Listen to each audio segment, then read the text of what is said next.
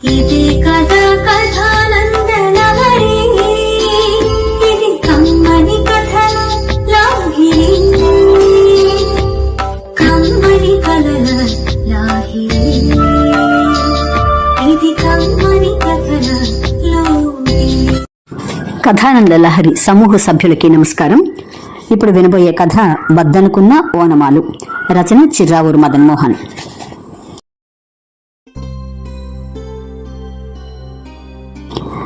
Registrar ఆఫీసులో వేలిముద్రలు వేసి వెలుపలికి వచ్చాడు వెంకట్రావు. అతని భార్య శాంత కారులో ఎక్కుతున్న భర్తను చూసి ముసిముసి నవ్వులు నవ్వింది. ఆ నవ్వులు ఏదో చిలిపితనం కనపడింది అతనికి. వేళాకొళంగా ఉందా? ఇందాకటి నుంచి చూస్తున్నాను. రిజిస్టర్ ఆఫీసులో వేలిముద్ర వేసినప్పటి నుంచి నన్ను ఆట పట్టిస్తున్నట్టు అలా వంకరనే నవ్వేమిటి? ఉడుకుమోతనంగా అడిగాడు వెంకట్రావు. పొట్ట పొడిస్తే అక్షర ముక్కరాని వేలిముద్రల వెంకాయమ్మ అని నన్ను ఇన్నాళ్ళు ఎగతాళి చేశారే, ఇప్పుడేమైంది? డాక్టర్ చదువులు చదివి అందులోనే డాక్టరేట్లు తీసుకున్నా. మీ చేతినే వేలిముద్రలు వేయించిన ఘనత ఈ రిజిస్ట్రార్ ఆఫీస్ వాళ్లకే దక్కింది నవ్వుతోంది శాంత.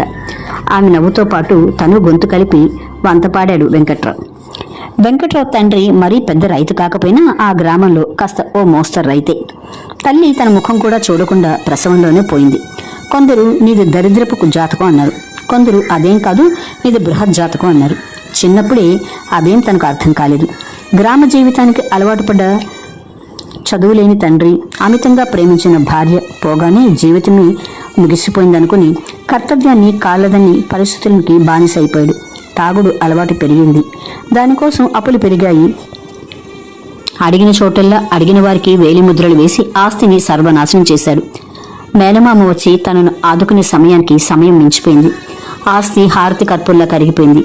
తండ్రి ఆత్మ అనంత వాయువుల్లో లీనం అయింది. మేనమామతో గుర్రం బండిలో ప్రయాణం అయ్యాడు వెంకట్రావు. ఆఖరిసారిగా తను ఆ 4-5 పెరిగిన గ్రామం వంక తిరిగి చూశాడు. దూరాన ఊరి బయట శ్మశానం నుంచి పైకి లేచిన తండ్రి తాలూకు పొగలు తనను ఆశీర్వదించి వీడ్కోలు చెప్పినట్టు అనిపించింది వెంకట్రావుకు. సార్, అడ్వాన్స్ పొగ మొత్తం 25 లక్షలు ముట్ట చెప్పేశారు. ఇంటివి పొలంవి దస్తావేజు కాపీలు వారం 10 రోజులు తీసుకోవచ్చు. ఇక ఈ డబ్బు తీసుకుని మీరు బయలుదేరండి. ఆలోచన తరంగాల నుండి తేరుకుని మధ్యవర్తి చేతిలోని క్యాష్ బ్యాగ్ అందుకున్నాడు వెంకట్రావు. ఇక వెళదామా అన్నట్టు భార్య వైపు చూసి ఆమె కనుసెన్నుల సమ్మతితో కారు స్టార్ట్ చేశాడు. 6-7 రాగానే వెంకట్రావును తన ఊర్లో బడి లేని వల్ల పక్క ఊరు బడిలో చేర్పించాడు మేనమామ. అతని భార్య వెంకట్రావును తన సొంత కొడుకులాగా చూసుకుంది. అమ్మలేని లోటు తనకు లేకుండా చేసింది. కానీ అక్కడ విధి వక్రించింది. ఆమె కూడా ఒక ఆడపిల్లని కని భర్త చేతిలో పెట్టి స్వర్గాన్ని చేరింది. వెంకట్రావు మళ్లీ సగం అనాథ అయ్యాడు. కానీ మేనమామ ఆప్యాయత కలబోసిన అండదండలతో అడుగు ముందుకేశాడు. ఇంట్లో శాంతను చూసుకోవటం, బడిలో చక్కగా చదువుకోవటం వల్ల అటు బడిలో పంతుళ్లతోనూ ఇటు బంధువుల మధ్య మంచి పేరు సంపాదించుకున్నాడు వెంకట్రావు. శాంతకు 6 ఏళ్లు రాగానే ఆమెను కూడా బడిలో చేర్పించాలని కోరాడు వెంకట్రావు మేనమామను. ఈ సంవత్సరం కాదులే, అది మరీ చిన్నపిల్ల, పై ఏడాది చూద్దాం అని సర్ది చెప్పాడు మామయ్య. అలాగే పై ఏడాది వచ్చింది. కానీ మామయ్య అనారోగ్య కారణాల వల్ల పిల్లను బడికి పంపే ఏర్పాటు వాయిదా పడింది. వెంకట్రావు 4th ఫారంకి వచ్చాడు. హై స్కూల్ మారాడు. శాంతకు 7 నుండి 8 ఏళ్లు వచ్చాయి. అందుకని వెంకట్రావే పట్టుపట్టి శాంతను పక్క ఊర్లో ఎలిమెంటరీ స్కూల్లో చేర్పించాడు. చేరిన రోజే ఆటల్లో కింద పడి మోకాళ్ళు మోచేయి డోక్కుపోయి నెత్తురు వచ్చింది శాంతకు. అందరూ భయపడి ఆమెను ఇంటికి చేర్చారు. దాంతో పాటు శాంతకు జ్వరం వచ్చి వారం రోజులు బడికి వెళ్లటం కుదరలా. తర్వాత మళ్లీ వెంకట్రావే పట్టుబట్టి శాంతను తనతో పక్క ఊరి స్కూల్కి తీసుకెళ్లి దింపి తన స్కూల్కు వెళ్లేవాడు. అది 1946వ సంవత్సరం. భారతదేశానికి స్వాతంత్రం వస్తుందని రాదని తర్జన భర్జనలు. ఎక్కడో ఢిల్లీ, బాంబే, కలకత్తా, మద్రాసు నగరాలలో కలవరాలని విని శాంత తండ్రి కృష్ణా జిల్లాలోని శాంత చదువు ఆపివేశాడు. 1947లో స్వాతంత్రం వచ్చిన సంతోషంతో ఆ వేడుకలతోనూ ఎలక్షన్లు, మీటింగ్లు, ఈ పరిణామాలతో శాంత బడి చదువు చట్టుబండలైంది. దాని గురించి సొంత తండ్రి బాధపడలేదు. కానీ వెంకట్రావు వెలవెల్లాడిపోయాడు. ఆడపిల్లకి చదువు, మగవాడికి అందం అంత ముఖ్యం కాదే అల్లుడు. అదీగాక దాన్ని రేపు చేసుకోబోయేది నువ్వేగా. తర్వాత నువ్వు నేర్చుకున్నదంతా ఆమెకు రాత్రింబగలు తీరికగా కూర్చుని నేర్పుకో అని వేళాకోళం చేశారు మేనమామ. మొత్తానికి అతని స్కూల్ ఫైనల్ వచ్చేసరికి 1వ తరగతి కూడా పూర్తి చేయని శాంతమ్మగా ఆ గ్రామంలో చెలామణి కాసాగింది. Daddy, it is too hot here, let's go back to America. Sunny complaint చేశాడు. యువాస్క్యో మమ్మీ, నవ్వుతూ భార్య వంక చూశాడు వెంకట్రావు. ఇదిగోనయ్, నిన్నే నీ కొడుక్కి ఈ ఊరు నచ్చలేదుట. ఏడ్చాడు, వాడికేం తెలుసు. ఏ Sunny, we live here 2 more days. Mummy, leave కాదు, స్టే. శాంత ఇంగ్లీష్ను సరిదిద్దాడు 5 ఏళ్ల సన్నీ. ఇదిగో, ఎందుకు వచ్చిన గొడవ గాని, వాడికి ఎలాగో మన తెలుగు నేర్పావు కదా, హాయిగా వాడితో తెలుగు మాట్లాడు, మధ్యలో ఈ ఇంగ్లీష్ని ఎందుకు చంపుతావు? వెంకట్రావు హాస్యాన్ని ఖండిస్తూ, చాలండి మీరు మీ ఇంగ్లీష్ గొప్పలు అంటూ వంటింట్లోకి వెళ్ళింది శాంత.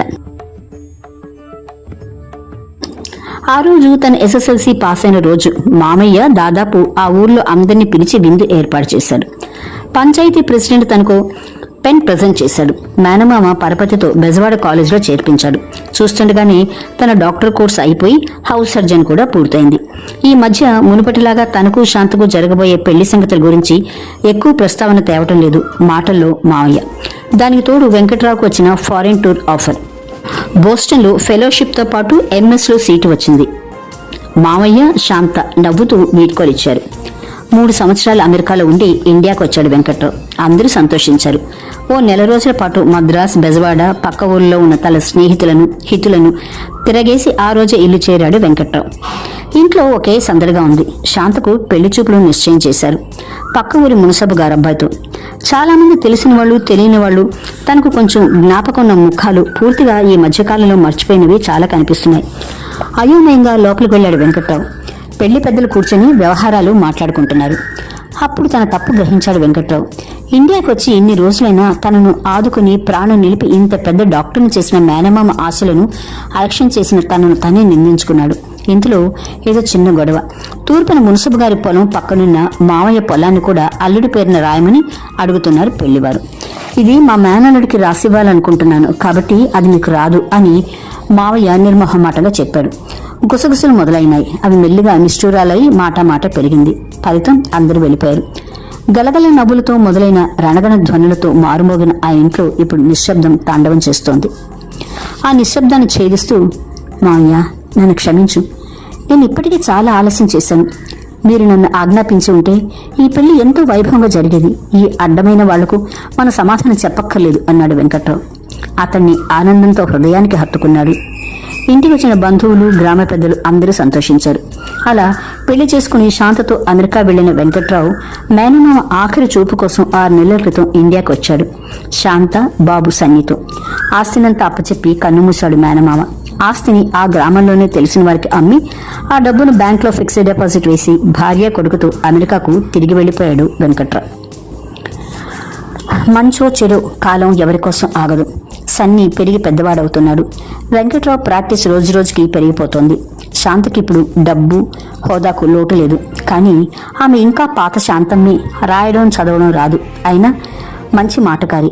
ప్రతి సమస్యను క్షుణ్ణంగా పరిశీలించి చక్కగా ఆలోచించగలదు. అమెరికాలో పెరిగే సన్నీకి తన అవసరం లేకపోతోందన్న సత్యాన్ని గ్రహించింది. తనకి తెలిసిన తెలుగు అతనికి పనికిరాదు. అతనికి కావలసిన ఇంగ్లీషు తనకు తెలియదు. తల్లిగా, మొదటి గురువుగా తన స్థానాన్ని కోల్పోయిన సంగతి ఆలస్యంగానైనా తెలుసుకుంది. సన్నీ 18 ఏళ్లకే ఓ అమెరికన్ పిల్లను ప్రేమించి చర్చిలో పెళ్లి చేసుకుని ఇంటికి తీసుకొచ్చాడు. వెంకట్రావు తప్పంతా శాంతదన్నాడు. బదులుగా శాంత వెంకట్రావు వ్యాపకాలను నిందించింది. ఫలితం ఆ ఇంట్లో శాంతి లేదని సన్నీ తన భార్యతో న్యూయార్క్లో వేరే కాపురం పెట్టాడు. సన్నీకి కవల పిల్లలు పుట్టారని విని న్యూయార్క్కు వెళ్లారు శాంత, వెంకట్రావు. ఈలోగానే సన్నీకి అతని భార్యకి పడకపోవడంతో కోడలి పిల్ల కోర్టులో విడాకులకు అప్లై చేసిందని తెలిసిన తల్లిదండ్రులు విలవిల్లాడిపోయారు. సన్నీ ఇంటికి రావటం మానేశాడు. కేసు ఫైల్ అయ్యేసరికి చాలా డబ్బులు ఖర్చయి ఆ పిల్లకు నష్టపరిహారం చెల్లించుకుని పిల్లల్ని ఇంటికి తెచ్చుకుంది శాంత.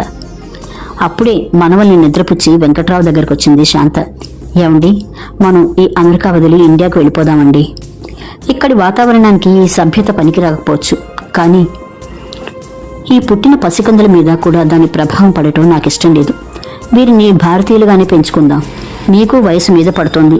ఇక్కడ సంపాదించిన చాలు. ఇది తీసుకుని మన దేశం వెళ్తే కాలు మీద కాలేసుకుని 4-5 తరాలు తినొచ్చు. పైగా ఇండియాలో మన డిపాజిట్లు ఎలాగో ఉన్నాయి అని జ్ఞాపకం చేసింది శాంత. వెంకట్రావు ఆలోచిస్తున్నాడు. నువ్వు చెప్పింది నిజమే, కానీ వీళ్ళని ఇండియాకి తీసుకెళ్లి బాధ్యతగా పెంచాలంటే చాలా శ్రమతో కూడిన పని. అక్కడ నా వ్యాపకాలు నాకుంటాయి. ఇక నువ్వు అని ఆగిపోయాడు. నేను చదువుకుంటానండి, ఆవేశంగా అంది శాంత. తన చెవులను తమే నమ్మలేకపోయాడు వెంకట్రావు. వేళాకోళలు ఆడకుండా పడుకో, పొద్దుపోయింది. ఆమె పట్టుదలను పరీక్షించాలని వెటకారంగా అన్నాడు. ఏముందండి గొప్ప చదువు, ఇంగ్లీష్లో 26 అక్షరాలు, తెలుగులో ఓ 60 అక్షరాలు ఉన్నాయా?